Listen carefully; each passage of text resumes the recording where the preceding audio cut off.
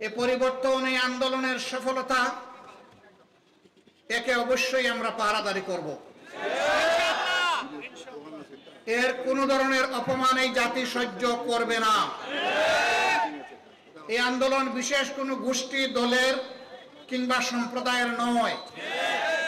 এখানে আপামর জনগণ রাস্তায় নেমে সেই আন্দোলনকে সফল করেছে। এখানে কোনো নির্দিষ্ট ধর্মের লোকেরাও শুধু লড়াই করে নাই, জাতি, দল, ধর্ম নির্বিশেষে আপামর জনতার এই আন্দোলনকে কেউ যদি নিজেদের স্বার্থে ব্যবহার করতে চান, তাহলে আবারও বাংলাদেশের 18 কোটি মানুষ তার রুখে দেবে। আমরা সেই 18 কোটি মানুষের সাথে থাকবো, পাশে থাকবো, অগ্রভাগে থাকবো, আমরা কথা দিচ্ছি।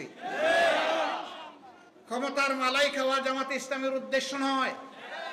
সমাজের একটা গুণগত পরিবর্তন আনা আমাদের উদ্দেশ্য।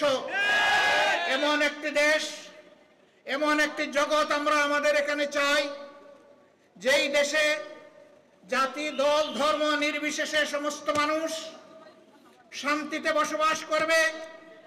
এদেশের নাগরিক হিসাবে দেশে এবং প্রবাসে যেখানেই যাক, গর্বের সাথে বলবে আমি একজন বাংলাদেশী।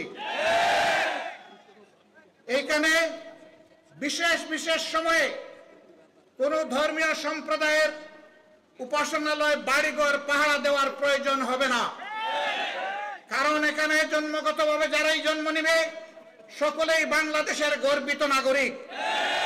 আমার যদি বাড়িতে পাহারা না লাগে, আমার মসজিদে যদি পাহারার প্রয়োজন না হয়, তাহলে হিন্দু বন্ধুদের মন্দিরে পাহারার প্রয়োজন হবে কেন?